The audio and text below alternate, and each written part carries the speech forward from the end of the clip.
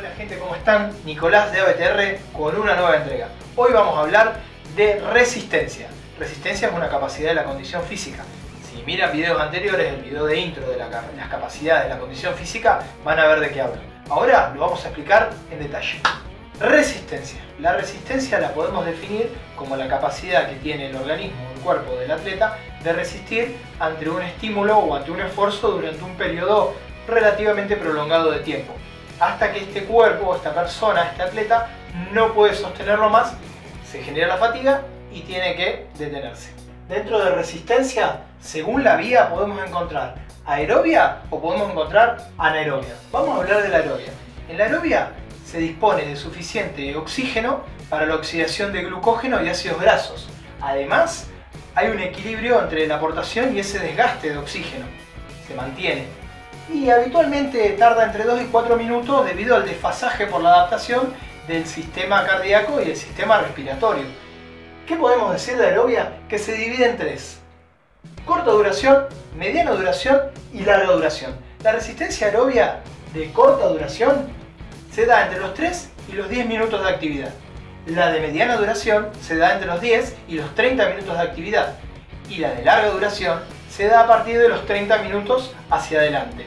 ¿Qué tenemos que tener en cuenta o algo a tener en cuenta en cada una de esas resistencias aerobias de corta, de mediana y de larga? Bueno, en la de corta duración debemos tener en cuenta el lactato.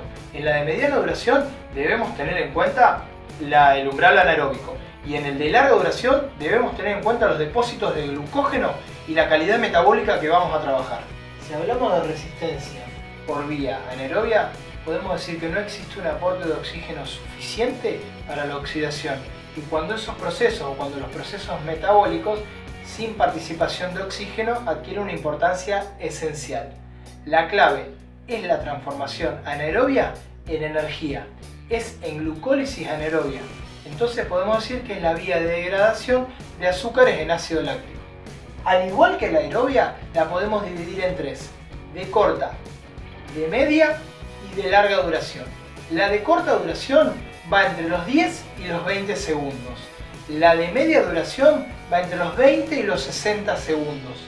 Y la resistencia anaerobia de larga duración va entre los 60 y los 120 segundos de trabajo. Seguimos con los tipos de resistencia. En el video anterior, en el video que grabamos antes, que hablamos de capacidades de la condición física, ya nombramos los puntos principales y hoy los vamos a volver a nombrar, pero vamos a explicar cada uno de qué se trata. En el video anterior lo que explicamos fue fuerza, resistencia y velocidad y no detallamos exactamente, por eso ahora lo vamos a hacer. Si hablamos de resistencia básica, independientemente del deporte que realicemos, se dan trabajos de larga duración.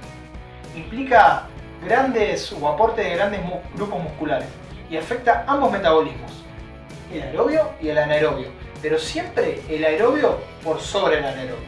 Además, tenemos la resistencia específica. Esa resistencia específica es la resistencia específica a la estructura de cada deporte o modalidad. En la situación de competencia, por ejemplo, no es lo mismo esa resistencia específica en un nadador que la resistencia específica en un ciclista, o en un corredor, o en un jugador de básquetbol, o en uno de fútbol. Y así podemos seguir que cada uno va a tener, según su modalidad o según su deporte, una resistencia específica para ese deporte. Seguimos y vamos a hablar de la resistencia a la fuerza. Es la resistencia al cansancio en caso de cargas con fuertes exigencias de fuerza. Acá hay gran compromiso de la fuerza. Entonces, además de resistencia, voy a tener que implicar fuerza también. La última que nos queda acá es la resistencia a la velocidad. Es en caso de cargas con velocidades submáximas a máximas y por vía energéticamente o mayoritariamente energética anaeróbica. Hablamos de métodos de entrenamiento de la resistencia. Seguimos la flecha por acá y tenemos método continuo, interválico, de repetición, de competencia. Vamos a hablar del método continuo. El método continuo podemos decir que se da una carga ininterrumpida y efectiva para el entrenamiento a lo largo de un periodo de tiempo prolongado. El efecto del entrenamiento se da principalmente por la duración relativamente larga durante la cual se efectúan estos procesos fisiológicos en este método. Podemos hablar de tres: constante, variable y fartlek. Acá los tenemos. El constante es una intensidad o volumen que se va a mantener, va a ser constante. El variable va a haber un cambio sistemático de la intensidad en un cierto margen. Por ejemplo, cada 2 minutos, cada 3 minutos aumento, cada 2 minutos aumento, pero ya va a estar regulado. En cambio, en el Fartlek, los cambios no son sistemáticos. Siempre las intensidades pueden ir de bajas a máximas, de máximas a bajas, se pueden ir cambiando. No es sistemático. Método interválico. Método interválico, la característica principal que tiene es el cambio de fases entre carga y descanso. Durante el descanso no se alcanza una recuperación completa. Podemos encontrar pausas incompletas o pausas activas. El criterio de recuperación es la frecuencia cardíaca. Podemos utilizar la frecuencia cardíaca como criterio de recuperación para esta serie o para este tipo de trabajo, este tipo de entrenamiento de la resistencia. Según la intensidad de la carga que se va a realizar, podemos decir extensivo o intensivo. O sea, un método intervalado o interválico, extensivo o intensivo. El extensivo, el volumen va a ser alto, pero la intensidad va a ser baja. En cambio, el intensivo, el volumen va a ser bajo y la intensidad va a ser alta.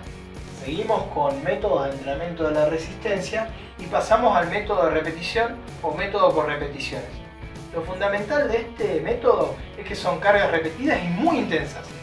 Los descansos son completos e intercalados. Todos los sistemas funcionales deben volver al estado inicial en el que estaban. Entonces podemos decir que acá, en este método de repetición, la pausa es completa, el descanso es completo.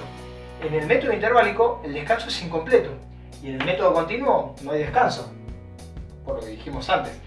Vamos a seguir y el que vamos a nombrar ahora es el método de competencia. Si digo método de competencia, ¿qué se deben imaginar? La competencia deportiva. Entonces podemos decir que también este método de competencia se puede llamar resistencia competitiva.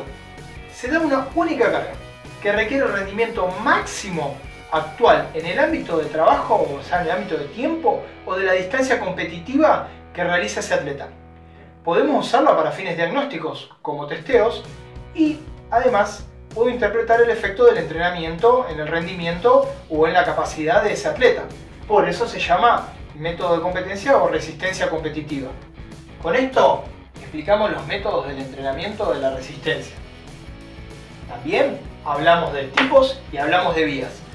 Dije en algún momento, habrán escuchado diagnósticos en el método de competencia. Para las nuevas entregas o para entregas posteriores vamos a agregar diagnósticos y testeos en las diferentes capacidades de la condición física, en las diferentes capacidades coordinativas. Eso quedará para más adelante. Ahora no te olvides de suscribirte al canal si no lo hiciste todavía, de seguirnos en todas nuestras redes, de cliquear la campanita así te llegan los videos que próximamente vamos a estar subiendo nuevo material. Y una cosa más, no te olvides, si querés formar parte del equipo, ABTR te está esperando. ¡Chao!